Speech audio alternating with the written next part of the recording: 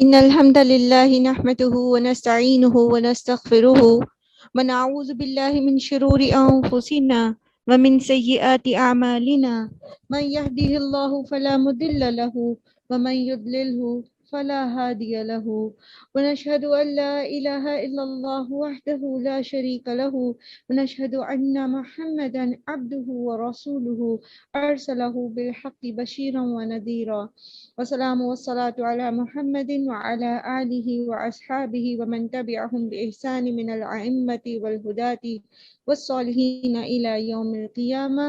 أما بعد فإن خير الحديث كتاب الله وخير الهدي هدي محمد صلى الله عليه وسلم وشر الأمور محدثاتها وكل محدثة بدعة وكل بدعة ضلالة وكل ضلالة في النار.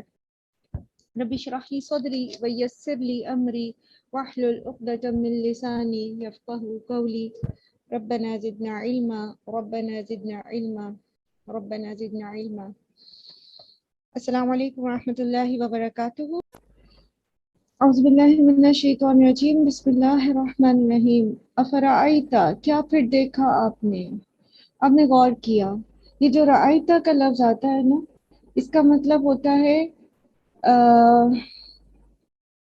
کسی چیز کو غور و فکر کے ساتھ دیکھنا، کسی چیز کو توجہ کے ساتھ دیکھنا. رعا یرا سے ہے. یہ رعا کا مطلب صرف دیکھنا نہیں ہوتا بلکہ ذرا توجہ دینا. ٹھیک ہے، اور یہاں پر بھی یہی ہے کہ ذرا غور سے دیکھیں. آپ نے کیا کبھی آپ نے دیکھا ہے من اتخذا، اس کی طرف جس نے بنا لیا الہ ہو، اپنا الہ، ہوا ہو، اپنی خواہش نفس کو. کیا پھر آپ نے دیکھا اس شخص کو جس نے اپنا معبود اپنی خواہش نفس کو بنا لیا. خواہش نفس کو خدا بنا لینے سے کیا مراد ہے؟ ہم پہلے بھی اس چیز کو بہت دفعہ ڈسکس کر چکے.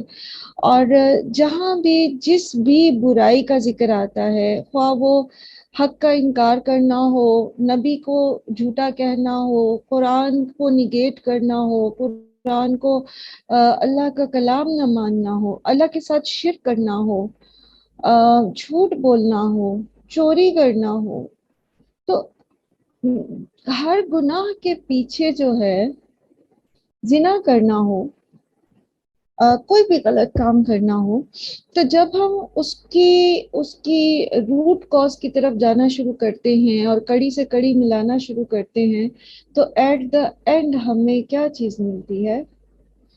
خواہش نفس. انسان اپنی خواہش نفس کو پورا کرنے کے لیے جب سیدھے راستے سے ہٹتا ہے تو وہ خرابی اور برائی میں دور تک نکل جاتا ہے، اور وہ اس کو جسٹیفائی کرتا رہتا ہے اور واپس نہیں پلٹتا.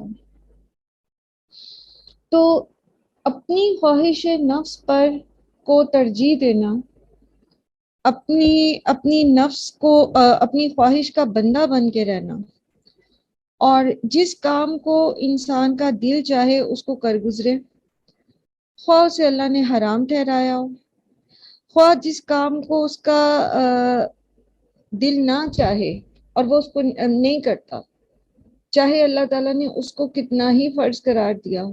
یعنی حق کے بالمقابل، درست اور صحیح کے بالمقابل خواہش نفس کو لے آنا اور اس کے اوپر عمل کرنا، یہ ہے نفس کو اپنا خدا بنانا. اور الہ کہتے ہیں اس کو جس کی اطاعت کی جائے، جس کی پرستش کی جائے. تو زمین پر بدترین چیز جس کی پوجا کی جاتی ہے، اور ایک روایت کے مطابق مبغوض ترین غیر اللہ معبود، یعنی اللہ کو چھوڑ کر زمین پر جس کی بھی عبادت کی گئی اس میں سب سے زیادہ مبغوض، اللہ کے پاس سب سے زیادہ غضب کا شکار کون ہے؟ خواہش نفس. وہ انسان کا اپنا نفس ہے جس کی وہ اللہ کو چھوڑ کر پوجا کرتا ہے. اب ہم جیسے کہ ابھی پہلے میں نے اس کی ڈسکرپشن میں بتایا کہ انسان صحیح سامنے آ جانے کے باوجود، اللہ کا حکم آ جانے کے باوجود صحیح بات پتہ لگ جانے کے باوجود وہ کرے جس کو اس کا دل چاہتا ہے، تو اس کا مطلب کیا ہے پھر؟ وہ اپنے دل کی چاہت کو اللہ کی چاہت سے بڑا سمجھتا ہے اور وہ اس کو کر گزرتا ہے، جس کا مطلب ہے کہ پھر وہ کس کے سامنے سجدہ ریز ہے؟ وہ اپنے آپ کے آگے، اپنے دل کے آگے سجدہ ریز ہے۔ یہ جو کل بھی ہم بات کر رہے تھے نا مختلف فلسفیز کی، جو انسانوں کے بنائے ہوئے فلسفے ہیں، تو جیسے آپ نے سنا ہوگا کہ جنگ اور محبت میں سب کچھ جائز ہے۔ اب یہ کیا ہے؟ یہ فلسفہ ہے۔ کس کا فلسفہ؟ خواہش نفس کی پیروی کرنے والوں کا فلسفہ۔ ورنہ اللہ تعالیٰ نے تو ہر چیز جائز نہیں قرار دی، نہ جنگ میں نہ محبت میں۔ اللہ سبحانہ تعالیٰ نے تو حدود ڈیفائن کر دی۔ جنگ میں بھی کس کے ساتھ جنگ کی جائے گی، کس طرح کی جائے گی، کیا حدود و قیود ہوں گے، کس وجہ سے کی جائے گی، کب تک جنگ کی جائے گی، کب تک اسلحہ واپس نہیں رکھا جائے گا، ہر چیز بیان کر دی۔ یہ تو نہیں کہا تمہارا جب جی چاہے جس کو جا کے قتل کرنا شروع کر دو، جب جی چاہے جہاں جس نے تمہاری مخالفت کی اس کے اوپر جنگ مسلط کر دو، ایسا تو کچھ نہیں کہا۔ اسی طرح محبت میں بھی اللہ سبحانہ و تعالیٰ کی محبت سب سے اوپر ہے، تو اللہ سبحانہ و تعالیٰ کی محبت کو فالو کیا جائے گا۔ ان کی محبت میں پھر جو اللہ تعالیٰ نے ہمارے لیے جائز محبتیں رکھی ہیں، اس میں بھی فرما برداری کس کی ہوگی؟ اللہ کی ہوگی۔ تو جو خواہش نفس کی پیروی کرنے والے لوگ ہوتے ہیں وہ ایسے ہی فلسفے بناتے ہیں، اور دنیا میں آپ ایک طرف اللہ کے کلام کو رکھیے اور ایک طرف آپ دنیا کے بڑے بڑے فلاسفرز کی فلسفی سامنے رکھیے، آپ کو واضح فرق نظر آئے گا۔ قرآن کی تعلیمات آپ کو نفس کی پیروی نہیں سکھاتی۔ قرآن تو یہ کہتا ہے کہ دشمن کو بھی معاف کر دو، حکمت کے ساتھ چلو، برائی کو بھلائی سے دور کرو، جو رشتہ دار آپ کے ساتھ زیادتی کرتا ہے، آپ کا حق ادا نہیں کرتا، اس کا حق ادا کرو، جو قدر رحمی کرتا ہے اس کے ساتھ صلہ رحمی کرو۔ تو دین تو آپ کو یہ سکھا رہا ہے، اور دل کیا چاہتا ہے؟ جس نے دو سنائی ہے اس کو چار سناؤ، اینٹ کا جواب پتھر سے دو۔ یہی محاورے بنے ہوئے نا ہمارے ہاں۔ تو یہ جو فلسفے ہیں یہ خواہش نفس کی پیروی کرنے والوں کے ہیں، اور خواہش نفس کی پیروی کو کس قدر گھناؤنا وہ ہے کہ اللہ سبحانہ تعالیٰ فرماتے ہیں کہ اس نے اپنی خواہش نفس کو ہی اپنا الہ بنا لیا۔ جب جہاں جو چیز دل چاہتی ہے، دل کے اوپر قابو ہی نہیں۔ دماغ بتا رہا ہے، ذہن بتا رہا ہے کہ یہ چیز اللہ کے حکم کے خلاف ہے، لیکن وہ اتنا مجبور ہو جائے انسان اپنے دل کے ہاتھوں کہ وہ غلط کام بھی کر گزرے، تو اس کا مطلب کیا ہے پھر؟ کہ وہ اپنی مرضی، اپنی چاہت، اپنے دل کے آگے سجدہ ریز ہوا ہے۔ تو اللہ فرماتے کہ وَأَضَلَّهُ اللَّهُ عَلَىٰ عِلْمٍ، تو اللہ نے بھٹکا دیا اس کو علم کے باوجود۔ اس سے کیا پتا چلا؟ کہ ایسا نہیں ہے کہ لوگ جہالت میں خواہش نفس کے غلام بنتے ہیں۔ اگر کوئی لا علمی میں کوئی گناہ کرتا ہے نا، تو جب اس کو پتہ چل جاتا ہے تو وہ توبہ کر لیتا ہے، وہ اپنے آپ کو درست کر لیتا ہے، لیکن زیادہ قابل مذمت کون ہے؟ جس کے پاس علم بھی تھا، جس کو پتہ بھی تھا یہ صحیح ہے، یہ غلط ہے، جو میں کرنے جا رہا ہوں یہ غلط ہے، یہ معاشرتی روایات کے مطابق، اللہ کے قوانین کے مطابق، معروف کے مطابق یہ غلط ہے، لیکن پھر بھی کس کی چاہت کے سامنے مجبور ہو گیا انسان؟ علم رکھنے کے باوجود وہ اپنی دل کی چاہت کے آگے مجبور ہو گیا۔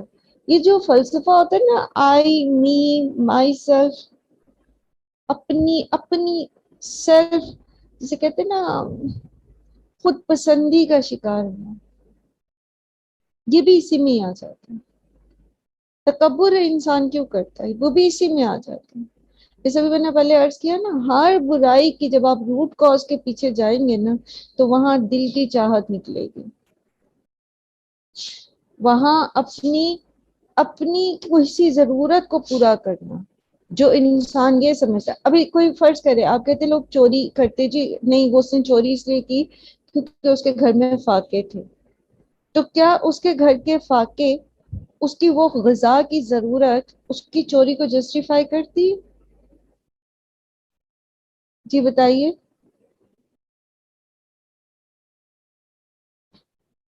ہاں جی. نہیں میم، اللہ تعالیٰ نے تو یہ نہیں کہا. اللہ تعالیٰ نے تو چوری کی مذمت کی ہے نا. تو چوری کرنے کے پیچھے سرکمسٹانسز جو بھی ہیں، لیکن بہرحال وہ غلط ہے. یہ اب اسے چوری کیوں کی؟ اپنی ضرورت پوری کرنے کے لیے. ضرورت کیوں پوری کی؟ کیونکہ دل کا تقاضا تھا کہ بھوکا ہے، بچے بھوکے ہیں، ان کا پیٹ بھرنا ہے، تو وہ اس نے حلال کی بجائے حرام کو پریفر کیا. اگر وہ تھوڑا اللہ پر بھروسہ کرتا اور حلال ہی کی کوشش کرتا، کم پہ راضی ہو جاتا، تو وہ اس کو یہ کام نہ کرنا پڑتا. لوگ رشوتیں کیوں لیتے ہیں؟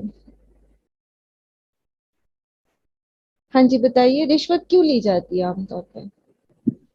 انکم کو بڑھانے کے لیے، اپنی ضروریات پورا کرنے کے لیے، ہم اچھا، زیادہ سے زیادہ کما گئے. اپنی زیادہ خواہشات کو پوری کرنے کے لیے. خواہشات پوری کرنے کے لیے. دیکھیے ایک بات یاد رکھیے، آپ عموماً سوچتے ہیں کہ جی ہمارے ہاں پولیس میں رشوت لی جاتی ہے، سپاہی رشوت لیتا ہے، ان کی تنخواہیں کم ہے. ٹھیک ہے، حکومت کو ان کی تنخواہیں زیادہ کرنی چاہیے، مہنگائی کے مطابق فیسیلیٹیٹ کرنا چاہیے. لیکن کیا یہ چیز ان کو ان کے لیے جسٹیفائی کرتی ہے کہ وہ رشوت لینا شروع کر دیں؟ آبویسلی نہیں.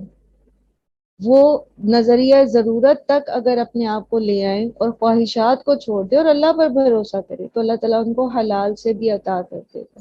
لیکن اس وقت انہوں نے اپنے دل کی سنی اور اپنی بچے کی خواہش یا اپنی دل کی خواہش کے پیچھے چل کے حرام کا راستہ اپنایا. اسی طرح آپ دیکھیے، جو لوگ جائز ذرائع کے علاوہ اپنی نیچرل ارج کو پورا کرنے کے لیے حرام کے ذرائع کی طرف جاتے ہیں، تو اگر کسی شخص کی شادی نہیں ہوئی ہے، اس کے پاس اتنا مال نہیں ہے، تو کیا اس کے لیے جائز ہو جاتا ہے کہ وہ حرام طریقے سے اپنی خواہش پوری کرے، چاہے وہ مرد ہے یا عورت ہے؟ نہیں نا. تو وہ کیوں کر رہا ہے؟ کیا وہ جسٹیفائی کر سکتا ہے اس چیز کو؟ وہ کرے گا، وہ اپنی مجبوریوں کو بیان کرے گا، وہ اپنے لیے اس کو ایک، جیسے اب آپ دیکھیں نا، یہ جو LGBT کے قوانین باہر دوسرے ممالک میں پاس ہوتے ہیں، تو اس کے پیچھے وہ کیا ریزن دیتے ہیں اس کی؟ کہ یہ نیچرل ارج ہے ان کے اندر، یہ نیچرلی جو ہے ان کے اندر یہ ہوتا ہے.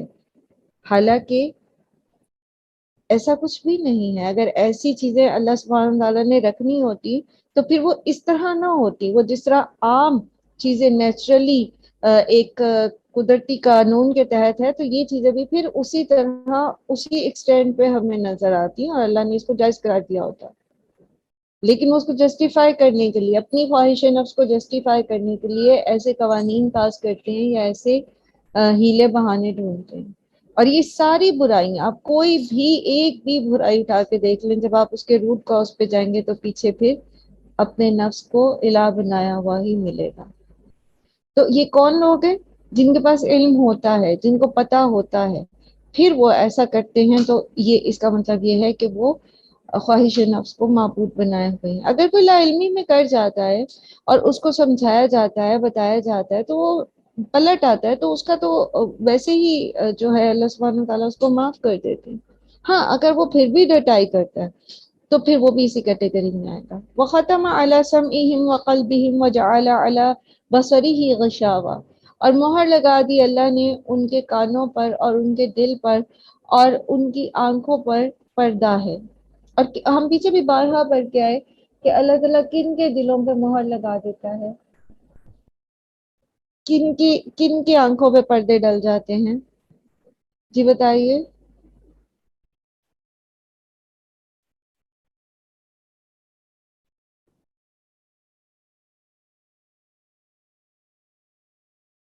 جو سنتے ہیں سمجھتے ہیں اور پھر اس کے اوپر عمل نہیں کرتے.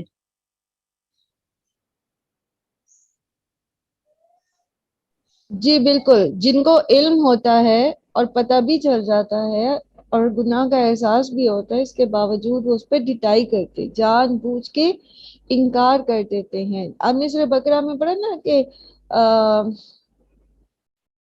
کافروں کے بارے میں تھا نا، ان الذین کفروا سواء علیہم انذرتہم ام لم تنذرہم لا یؤمنون ختم اللہ علی قلوبہم وعلی سمعہم وعلی ابصارہم غشاوہ. تو کافروں کو سمجھانا یا نہ سمجھانا برابر کیوں ہو جاتا ہے؟ کیونکہ وہ ماننا ہی نہیں چاہتے. ماننے نہیں چاہتے تو پھر اللہ تعالیٰ ان کے دلوں پر مہر لگا دیتے. ایک اور سچویشن بھی ہے جس کو دل پر مہر لگا دینے یا زنگ لگنے سے تشبیہ دی جاتی ہے. وہ کون سی ہے؟ جی بتائیں.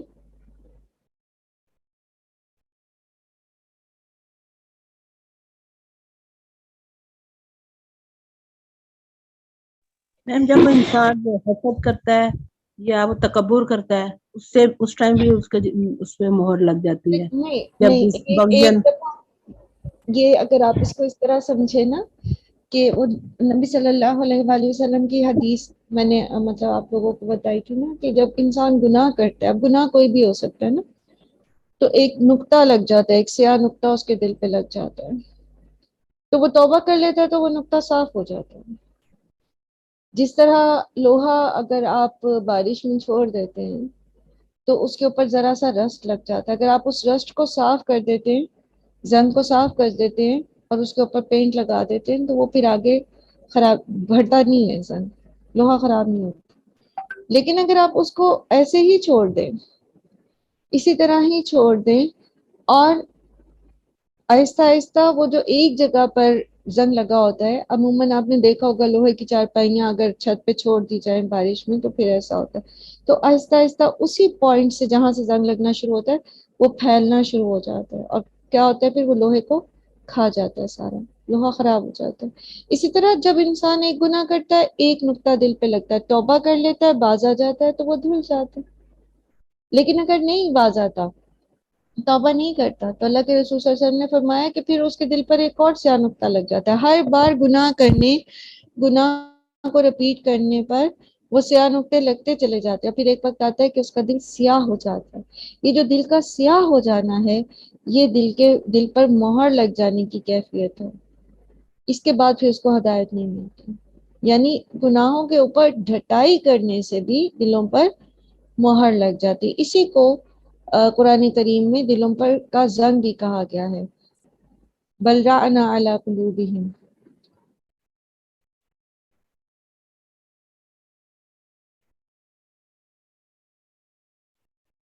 فَمَن يَهْدِهِ مِن بَعْدِ اللَّهِ، تو کون ہدایت دے گا اسے اللہ کے بعد. افلا تذکرون، تو کیا بھلا نہیں تم نصیحت پکڑتے. اچھا، اگر اللہ تعالیٰ چاہیں تو جس کو چاہیں ہدایت دے دیں، ٹھیک ہے، لیکن اگر انسان ہدایت چاہتا ہی نہیں ہے، اور پھر وہی بات آ جائے گی جو کل بھی میں آپ سے بات کر رہی تھی کہ انسان اگر اللہ سے ہدایت نہیں مانگتا نا، اور وہ سیدھا راستہ ڈھونڈنے کے لیے جہاں مرضی جس مرضی فلسفے کو پڑھے، جس مرضی مذہب کی کتاب کو پڑھتا رہے، جہاں مرضی جو ہے وہ صحرا میں سرگرداں رہے، اس کو ہدایت نہیں ملتی جب تک کہ وہ اللہ کے سامنے نہیں جھک جاتا، جب تک کہ وہ اللہ سے نہیں مانگتا، چاہے وہ اللہ کو پہچانتا ہے یا نہیں پہچانتا، اللہ کے نام سے جانتا ہے یا نہیں جانتا. لیکن اگر وہ سچے دل سے اس رب کو پکارتا ہے، وہ کہتے ہیں کہ اے رب، اگر تو ہے، اگر تو ایک رب ہے، تو جس نے تو مجھے پیدا کیا ہے، تو مجھے ہدایت دے. جیسے ابراہیم علیہ السلام نے ہدایت مانگی تھی، تو پھر اللہ تعالیٰ اس کو ضرور ہدایت دیتے. اور اللہ کے علاوہ یقین کیجئے کوئی ہدایت نہیں دے سکتا. ہمیں بھی بعض اوقات ایسا ہوتا ہے نا، ہمارے دل میں آتا ہے، ہم اپنے بچوں کو سمجھاتے ہیں، ہر طرح سے سمجھاتے ہیں، قرآن کریم کی آیات کے ذریعے، احادیث کے ذریعے، مثالوں کے ذریعے، لیکن آپ کہتے ہیں کہ جی بچہ نماز کی طرف نہیں آ رہا، بچہ سچ نہیں بول رہا، بچہ برے لوگ بچوں کی دوستی نہیں چھوڑا، اور مسائل ہیں، ہماری بات نہیں سمجھ رہا، صحیح بات کو سمجھ نہیں پا رہا، تو ہدایت ہم نہیں دے سکتے، ہم صرف بتا سکتے۔ اگر کوئی دے سکتا ہوتا ہدایت انسانوں میں سے تو محمد صلی اللہ علیہ وآلہ وسلم دیتے، لیکن اللہ تعالیٰ نے ان سے بھی کہہ دیا کہ آپ ہدایت نہیں دے سکتے۔ لیس علیک ہداہم، آپ کے اوپر ان کی ہدایت نہیں ہے، اللہ ہی ہے جو ہدایت دے سکتا ہے۔ تو اللہ تعالیٰ کے علاوہ کوئی ہدایت نہیں دے سکتا، اس لیے دعائیں بہت کریں، بتائیں ضرور لوگوں کو، سمجھائیں ضرور، جس کو بھی بتانا ہے آپ نے، لیکن ساتھ ساتھ اللہ سے دعائیں بہت کریں۔ اللہ تعالیٰ ہدایت آپ کے ہاتھ میں، دل آپ کے ہاتھ، ہمیں بھی اللہ آپ ہی ہدایت دیجیے، اور ان کو بھی آپ ہی ہدایت دیجیے۔ افلا تذکرون، پھر کیا تم نصیحت نہیں پکڑتے؟ پیچھے بھی کیا پڑھا تھا ہم نے کل، کہ کس کے پیچھے نہیں چلنا؟ کل کے لیسن میں بتائیے، ترجمہ تو ذہن میں ہوگا آپ کے۔ جی میم، جو اللہ کے احکامات کے خلاف ہمیں لے کر جائے اور اپنی خواہشات نفس کے مطابق فیصلے کرتا ہو، ہم نے ہاں قرآن جو شخص اپنی، ہاں اللہ تعالیٰ نے فرمایا نا کہ ثم جعلناک علی شریعۃ من الامر فاتبعها ولا تتبع اهواء الذین لا یعلمون، ٹھیک ہے؟ جن کو پتہ نہیں ہے ان کی خواہشوں کے پیچھے نہ چلیں، جن کے پاس علم نہیں ہے۔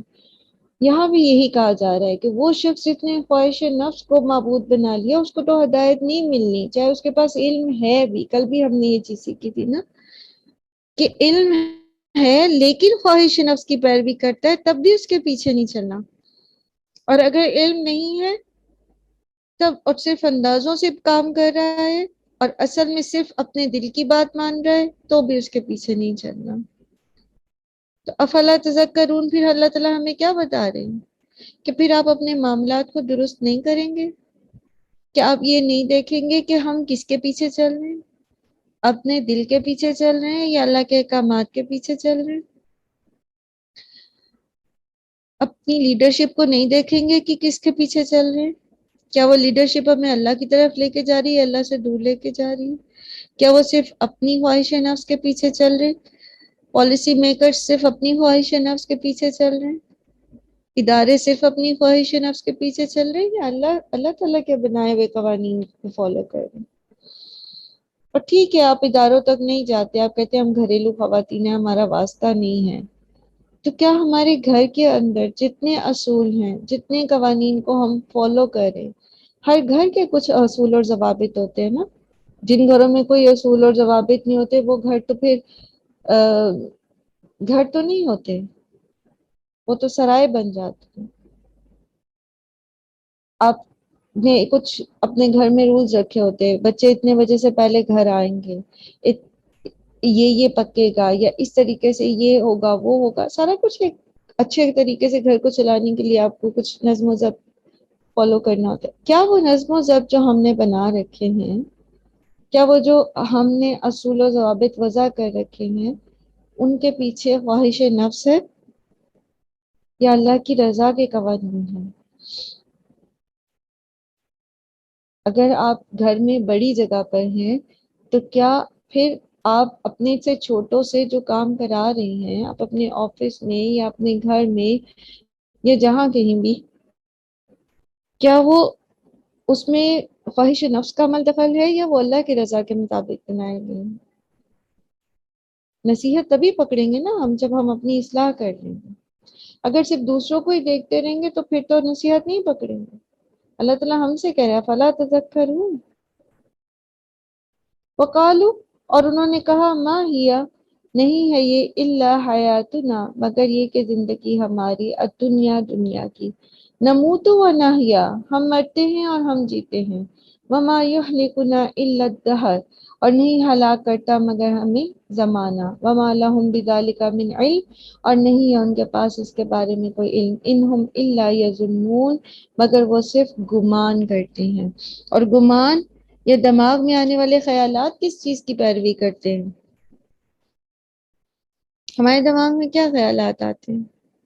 مثال کے طور پہ اگر آپ کو کسی پہ غصہ ہے تو آپ کے دماغ میں کیا خیال آتے ہیں؟ اس بندے سے ریلیٹڈ سب نیگیٹو خیال آتے ہیں. نیگیٹو خیالات ہیں. اس کا مطلب ہے کہ جو ہمارے گمان ہیں وہ ہمارے دل کے جذبات سے ریلیٹ کرتے ہیں. ایسے ہی تو ایسے لوگ جو آخرت کا انکار کرتے ہیں، جو کسی بھی خدا کا انکار کرتے ہیں، جن کو آپ دہریہ کہتے ہیں یا ایتھیسٹ کہتے ہیں، تو وہ جو کہتے ہیں کہ یہ ہماری زندگی بس یہ دنیا کی زندگی ہے اور کوئی ہم نے دوبارہ نہیں اٹھنا، اور اس میں بہت سارے پھر فلسفے اور بھی ہیں، تو اللہ تعالیٰ کہتے ہیں وَمَا لَهُم بِذَلِكَ مِنْ علم، ان کے پاس کوئی علم نہیں ہے، کوئی دلیل نہیں ہے اس بات کی کہ قیامت قائم نہیں ہونی، اور یہ صرف گمان کرتے، صرف اپنے خیالات بیان کرتے. تو اس کا مطلب ہے کہ جو خدا کا انکار کر دیتے ہیں، جو آخرت کا انکار کرتے ہیں، وہ بھی اصل میں کیا کرنا چاہتے ہیں؟ وہ بھی اپنے نفس کی پیروی کرنا چاہتے ہیں. وہ بھی چاہتے ہیں جو ہمارا دل چاہتا ہے ہم کریں، ہمیں کوئی روکنے والا نہ ہو. خدا کا انکار کیوں کیا گیا؟ دنیا میں خدا کا تصور ہر دور میں کسی نہ کسی طریقے سے موجود رہا ہے. شرک کے ساتھ رہا ہے یا توحید کے ساتھ رہا ہے، لیکن موجود رہا ہے. اور اس کو ختم کرنے کے لیے باقاعدہ ڈارون کا نظریہ لانچ کیا گیا، اور اس وقت چرچ کے زور کو توڑنے کے لیے، چرچ کی حکومت کو توڑنے کے لیے خدا کے تصور کو ختم کیا گیا.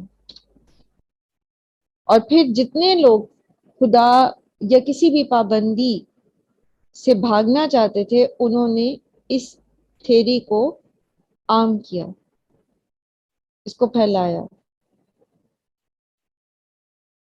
ڈارون کا نظریہ تو پتہ ہے نا آپ لوگوں نے سب نے پڑھا ہوگا 9th-10th میں،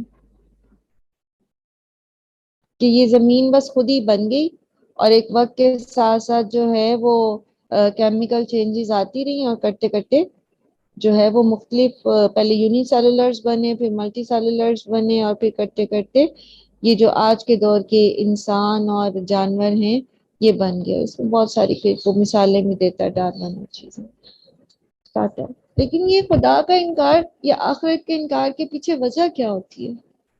بنیادی وجہ یہی ہے کہ انسان یہ چاہتا ہے کہ اس کی دل کی خواہش پوری ہو، کوئی اسے روکے ٹوکے نہیں، کوئی اس پہ پابندی نہ ہو. جیسے مرضی وہ اپنی نفسانی خواہشیں پوری کرے، جیسے مرضی وہ اپنے دن اور رات گزارے، جو جی چاہے کرے، دل کرے اچھا کرے، دل کرے برا کرے، کوئی اس کو پابند نہ کرے. اس لیے اللہ تعالیٰ ہمارے انہم اللہ یظنون، یہ صرف گمان کرتے ہیں، ان کے پاس دلیل کوئی نہیں ہے، یہ صرف اپنے دل کے جذبات کے ساتھ جو ان کے دماغوں میں خیال آتے ہیں کہ اس کو بیان کر دیتے.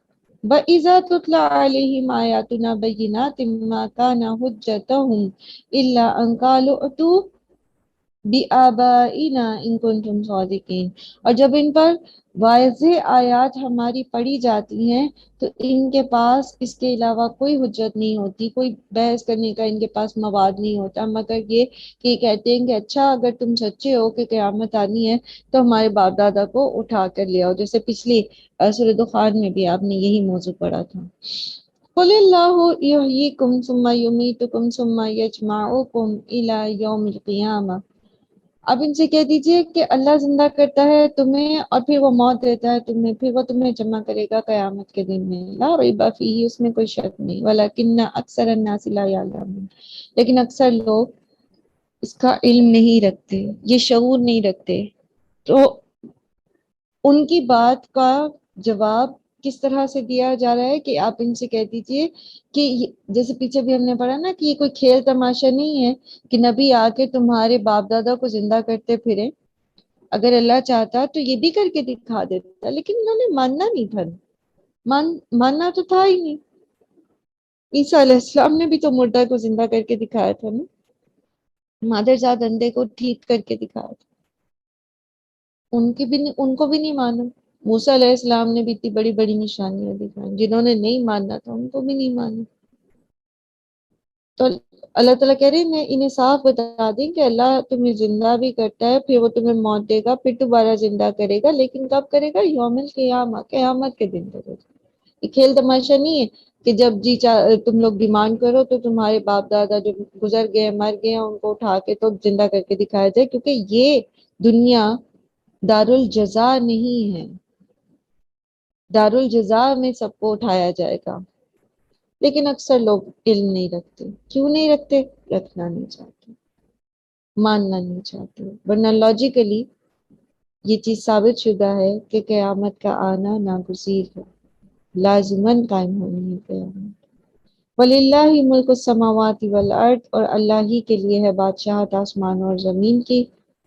وَيَوْمَ تَقُومُ السَّاعَةُ، اور جس دن قائم ہوگی قیامت، یومئذ، اس دن، یخسر، خسارہ پائیں گے، المبطلون، باطل پرست، اس دن باطل پرست خسارے میں جائیں گے۔ کون کون باطل پرست ہے؟ ایک سیدھی سی ڈیفینیشن بغیر کسی تفصیل میں جانے کے، کہ حق کا اپوزٹ باطل ہوتا ہے۔ اب اس میں چاہے کسی نے کسی چیز کی بھی پرستش کی ہو، بتوں کی ہو، بزرگوں کی ہو، آباء و اجداد کے طریقے کی ہو، خواہش نفس کی ہو، اپنی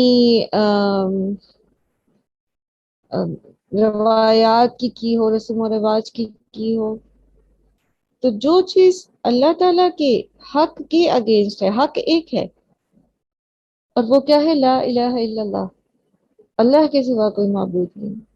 تو اس کے علاوہ پھر جس کسی نے جو بھی غلط کاری کی ہے، جو بھی غلط کام کیا ہے، سب کے سب اس دن خسارہ پائیں گے۔ وَتَرَى كُلَّ أُمَّةٍ جَاثِيَةٍ، اور آپ دیکھیں گے ہر امت کو گھٹنوں کے بل گری ہوئی۔ كُلُّ أُمَّةٍ تُدْعَى إِلَى كِتَابِهَا، ہر امت کو بلایا جائے گا اس کے نامہ اعمال کی طرف۔ الْيَوْمَ تُجْزَوْنَ مَا كُنتُمْ تَعْمَلُونَ، آج تم بدلہ دیے جاؤ گے اس کا جو تم عمل کرتے تھے۔ هَذَا كِتَابُنَا يَنطِقُ عَلَيْكُمْ بِالْحَقِّ، یہ ہے کتاب ہماری جو بولتی ہے تم پر حق کے ساتھ، ایک ایک چیز واضح کھول کھول کے بیان کرتی جائے گی، ہر چیز اس میں درج ہوگی ثبوت اور دلائل کے ساتھ۔ اِنَّا كُنَّا نَسْتَنسِخُ مَا كُنتُمْ تَعْمَلُونَ، بے شک ہم تھے لکھواتے جو کچھ تم عمل کرتے تھے۔ کرامن کاتبین ساتھ ساتھ ہر چیز لکھتے جا رہے ہیں، each and everything, every moment, every thought، سب کچھ۔ ہم کام کر کے بھول جاتے ہیں، ہم نیکی کر کے یا گناہ کر کے بھول جاتے ہیں، لیکن اللہ کے پاس وہ درج ہو چکی ہوتی ہے۔ اور یہ ملٹیپل سیونگ ہے، یہ نہیں کہ ایک جگہ پر چیز سیو کی جا رہی ہے، ملٹیپل جو ہے اس کی سٹوریج بنائی جا رہی ہے۔ کرامن کاتبین اللہ میں لکھ رہے ہیں، پھر اس کے اوپر گواہان مقرر ہو رہی ہیں۔ آپ کسی بھی کورٹ کی کچہری کی وہ اگر ذہن میں لے آئیں، ایسا نہیں ہے کہ انسان مکر سکے وہاں جا کے، جو کوشش کریں گے نا ان کے اپنے ہاتھ پیر گواہی دینا شروع کر دیں گے۔ خوف آتا ہے نا پھر سوچ کے، دنیا میں اگر کوئی اس طرح ہمارے سامنے ہمارا کتھا چٹا کھول کے رکھ دے اور کوئی بھی سامنے نہ ہو، صرف ایک شخص ہو، کیا ہماری شرمندگی کا عالم ہوگا، کیا ہمارا خوف ہوگا۔ اگر دنیا کی جیل میں پھینکے جانے کا ڈر ہے تو وہاں سے تو پھر بھی انسان باہر آ سکتا ہے ایک مقررہ سزا پوری ہونے کے بعد، لیکن جہنم کی سزا، اور اس پر پھر ہمارے بے دریغ بیکار قسم کے کام۔ اللہ سبحانہ وتعالی ہم پر رحم فرمائے۔ فَأَمَّا الَّذِينَ آمَنُوا وَعَمِلُوا الصَّالِحَاتِ فَيُدْخِلُهُمْ رَبُّهُمْ فِي رَحْمَتِهِ، اور جہاں تک رہے وہ لوگ جو ایمان لائے اور نیک اعمال کیے تو عنقریب ان کا رب ان کو اپنی رحمت میں یعنی جنت میں داخل کرے گا۔ ذَلِكَ هُوَ الْفَوْزُ الْمُبِينُ، اور یہ سب سے بڑی سب سے واضح کامیابی ہے، یہی سب سے بڑی کامیابی ہے۔ اور یہاں رحمت سے مراد جنت ہے۔ وَأَمَّا الَّذِينَ كَفَرُوا، اور جہاں تک رہے وہ لوگ جنہوں نے کفر کیا، افلم تکن آیاتی تتلا علیکم فاستکبرتم وکنتم قوما مجرمین، تو کیا پھر نہیں آئی تھی آیات میری تمہارے پاس جو تم پر پڑھی جاتی تھی لیکن تم نے تکبر کیا اور تم مجرم قوم تھے. یعنی مومنوں کو تو اللہ تعالیٰ جنت میں بھیج دیں گے، اب ان کی پوچھ گچھ شروع ہو جائے گی، ان سے پوچھا جائے گا. وہ جیسے جہنم کے دروغہ پوچھیں گے نا،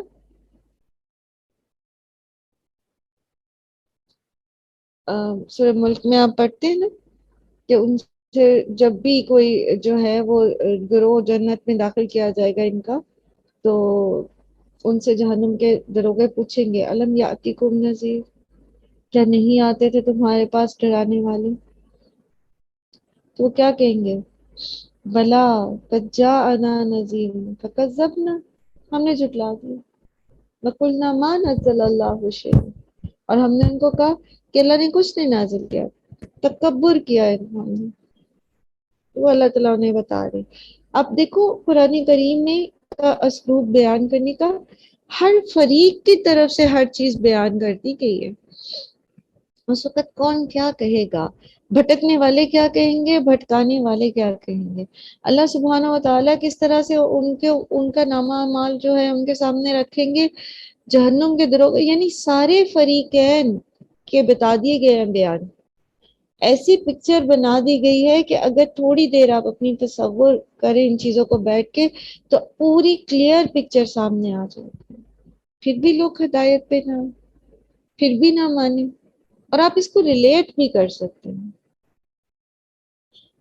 دنیا میں کسی شخص کے گناہ کو لے کر اور عدالت میں اس کی کارروائی کو لے کر اور اس کی سزا کو لے کر آپ اس کو ریلیٹ بھی کر سکتے کہ جب دنیا میں جہاں انصاف ہوتا ہے وہاں پر کس طرح سے جو ہے وہ انسان بے بس ہو جاتا ہے اور اس کی پکڑ ہو جاتی ہے. تو یہاں تو پھر محدود ہیں ذرائع، کوئی چھپا سکتا ہے فیکٹس کو لیکن اللہ تعالیٰ کے سامنے تو نہیں چھپا سکتا. وَإِذَا قِيلَ إِنَّ وَعْدَ اللَّهِ حَقٌّ وَالسَّاعَةُ لَا رَيْبَ فِيهَا قُلْتُمْ مَا نَدْرِي مَا السَّاعَةُ، اور جب کہا گیا کہ اللہ کا وعدہ سچا ہے اور قیامت آئے گی اس میں کوئی شک نہیں، تو تم لوگوں نے کہا کہ ہم نہیں جانتے کہ کیا ہے قیامت. إِن نَظُنُّ إِلَّا ظَنًّا، اور نہیں ہم سمجھتے مگر یہ کہ اسے ایک گمان. وَمَا نَحْنُ بِمُسْتَيْقِنِينَ، اور نہیں ہم یقین کرنے والے. مستیقن کا لفظ جو آتا ہے نا یہ ایقان سے ہے. ایقان جب باب استفعال میں چلا جاتا ہے نا، یقین، ٹھیک ہے، جب باب استفعال میں چلا جاتا ہے تو طلب کا معنی آتا ہے اس میں. جیسے آپ کہتے ہیں استغفرا، میں اس نے بخشش طلب کی. استسقا، اس نے پانی مانگا. ٹھیک ہے، اسی طرح استیقان، اس نے یقین طلب کیا، یعنی اس نے یقین کرنے کے لیے یقینی اپنے ڈاؤٹس کو دور کرنے کے لیے کوشش کی یا طلب کیا اس چیز کو کہ وہ اس کو یقین حاصل ہو جائے. لیکن یہاں ان کا ایٹیٹیوڈ کیا ہے، ان کے تکبر کی انتہا کیا، وہ کہتے ہیں وَمَا نَحْنُ بِمُسْتَيْقِنِينَ، ہمیں we are not even interested،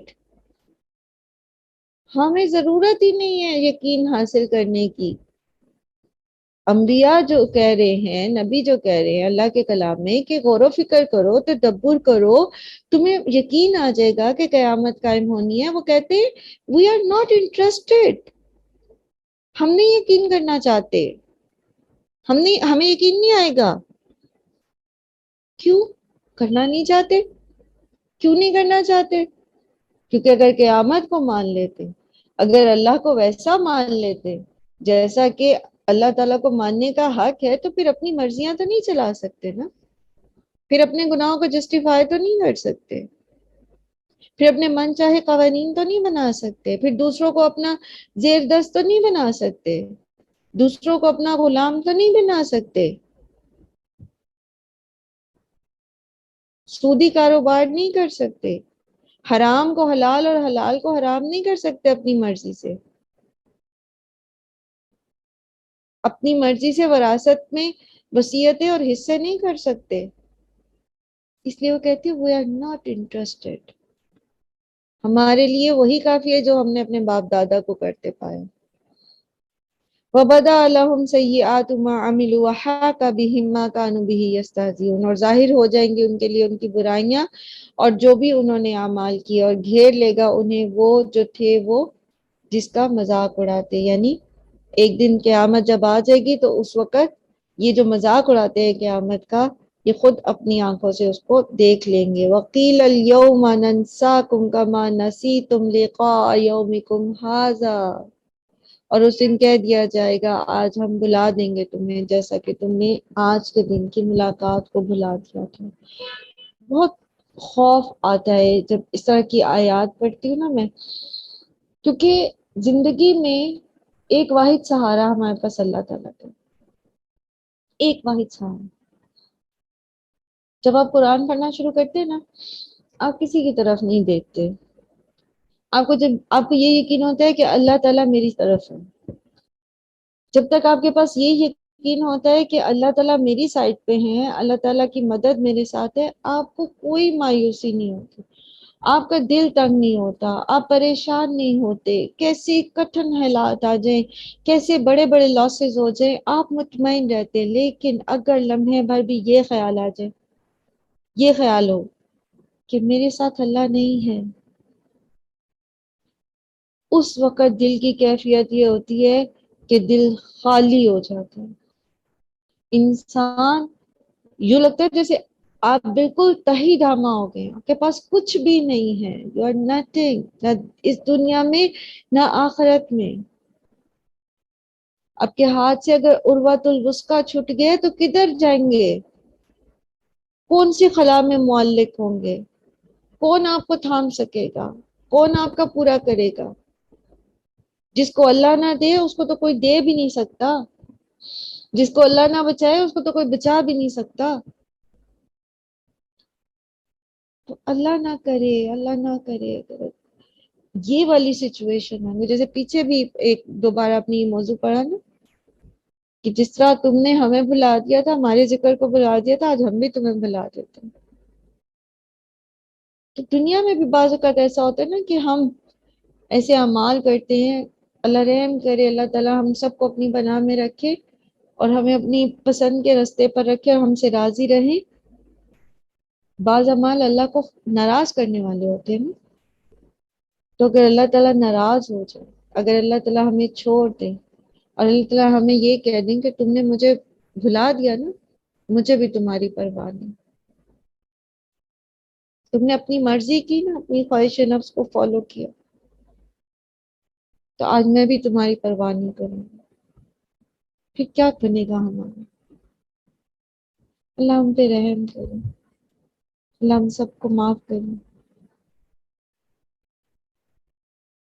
تو اس دن سے کہا جائے گا کہ تمہاری ملاقات جس طرح تم نے آج کی ملاقات یعنی قیامت کے دن کو بھلا دیا تھا، بھلا کے رکھا تھا، یعنی اپنے اعمال کرتے ہوئے تمہیں خوف ہی نہیں تھا اس بات کا کہ اللہ دیکھ رہا ہے، اللہ پکڑ لے گا مجھے اس چیز کی سزا ملے گی، اللہ تعالیٰ مجھ سے پوچھ لیں گے تم نے یہ زیادتی کیوں کی.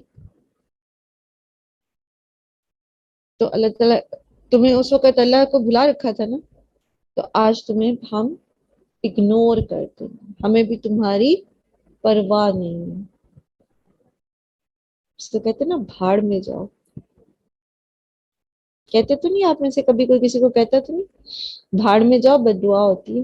اکثر بچے اس طرح کے جملے بولتے ہیں، اس کا مطلب ہوتا ہے جہنم میں جاؤ. نہ خود کبھی یہ جملہ بولیے گا نہ بچوں کو مطلب اس چیز کو جو ہے.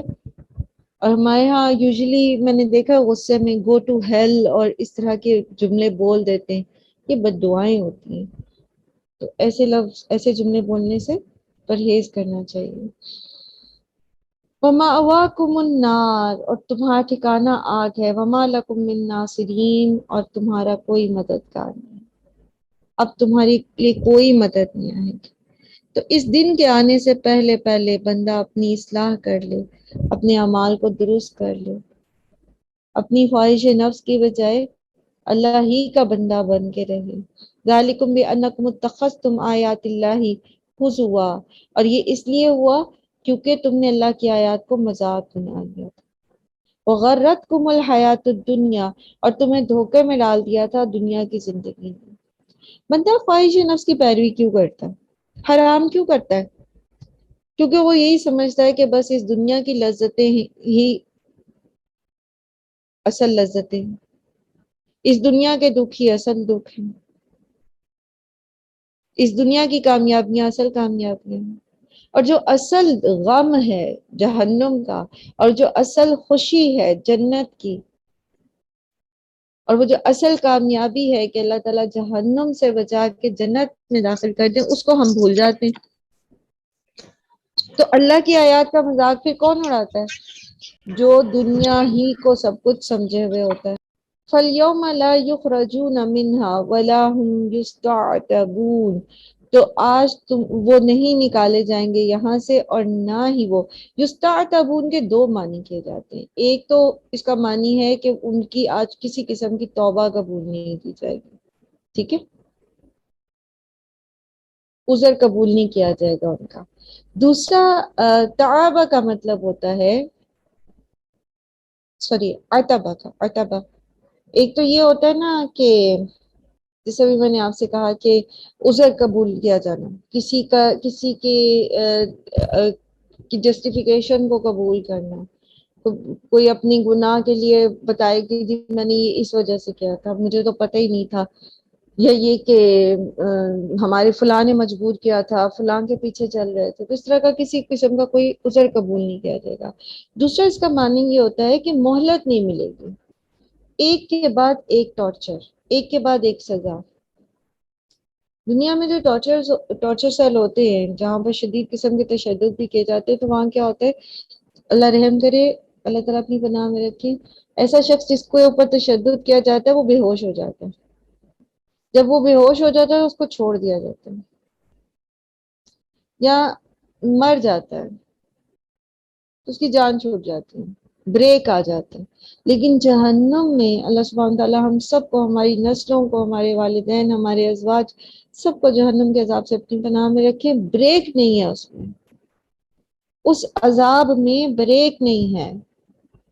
کلما نضجت جلودہم بدلناہم جلودا غیرہا لیذوقوا العذاب فلن نزیدکم الا عذابا. کہیں کوئی بریک نہیں ہے، تھوڑی دیر بھی. وہ کہیں گے اے مالک اپنے رب سے دعا کرو کہ ہمیں ایک دن کا بریک دے دے، بیچ میں ہمیں عذاب کے بیچ میں تھوڑی سی سانس لینے کی مہلت دے دے. نہیں، کوئی معمولی چیز ہے جہنم، کوئی معمولی چیز ہے جہنم کا عذاب، کوئی معمولی چیز ہے. ان عذاب ربک غیر معمول، ایسی چیز نہیں ہے رب کا عذاب کہ اس سے انسان امن میں آ جائے، لاپرواہ ہو جائے، اس کے لیے فکر نہ کرے، اس سے بچنے کے لیے دعائیں نہ کرے. ایسی معمولی چیز نہیں ہے. فَلِلَّهِ الْحَمْدُ، بس اللہ ہی کے لیے ہے سب تعریف. رب السماوات و رب الارض و رب العالمین، جو آسمانوں اور زمین کا رب ہے. سورہ فاتحہ کا آغاز ہوتا ہے نا الحمدللہ سے، ٹھیک ہے، الحمدللہ. وہاں اسم سے ابتدا ہے کہ تمام تعریفیں اللہ کے لیے ہے. یہاں پر اللہ سبحانہ تعالیٰ اپنا نام پہلے لے کر آئے ہیں کہ اللہ ہی کے لیے ہیں تمام تعریفیں. تم جس کی مرضی عبادت کرتے رہو، تم جس کو مرضی خدا بنا کے بیٹھے رہو، تم جس سے مرضی دعائیں کرتے رہو، تم جس کو مرضی حاجت روا بنا کے بیٹھے رہو، تم جیسے مرضی فلسفوں کے پیچھے چلو، اصل تعریف تو اللہ کی ہے. اصل تو کائنات کا خالق اور مالک اور رب تو اللہ تعالیٰ. تم جو مرضی کہتے رہو، اصل بڑائی تو زمین و آسمان میں اس کی ہے، اور وہی غالب ہے اور حکمت والا ہے. ایسا نہیں ہے کہ تم اس کی پکڑ سے بچ سکو، ایسا نہیں ہے کہ تم اپنی منمانیاں کرو اور تمہیں کوئی پوچھنے والا نہ ہو. اس کی دی ہوئی مہلت کو یہ مت سمجھو کہ وہ پکڑے گا نہیں.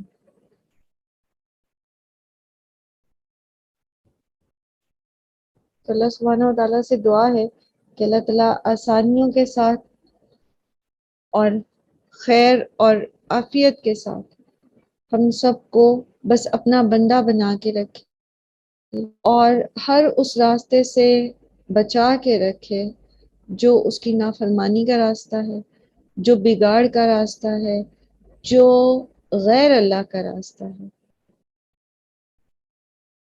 ہمیں اس راستے پہ چلنے والا بنائے جس سے وہ ہم سے راضی ہو جائے اور آخری سانس تک اسی راستے پر چلائے رکھے اور ہمارا ہاتھ کبھی نہ چھوڑے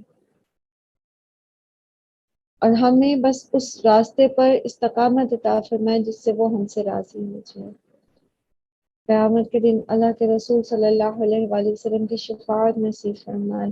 حوض کوثر سے آپ صلی اللہ علیہ وسلم کے ہاتھوں سے پانی پینا نصیب فرمائے اور پل صراط پر سے بجلی کی تیزی سے گزار دے. ہمیں ان لوگوں میں شامل کر دے جن کا آسان حساب لیا جائے گا. اللہم حاسبنا حسابا یسیرا. ہمیں، ہمارے والدین، ہماری اولادوں، ہمارے ازواج، ہمارے بہن بھائی سب کے لیے اللہ سبحانہ تعالیٰ سب کی مغفرت فرمائے، دنیا اور آخرت میں ہم سے راضی رہیں. وآخر دعوانا الحمدللہ رب العالمین. سبحانک اللہم و بحمدک نشہد ان لا الہ الا انت نستغفرک و نتوب الیک. السلام علیکم و رحمۃ اللہ وبرکاتہ.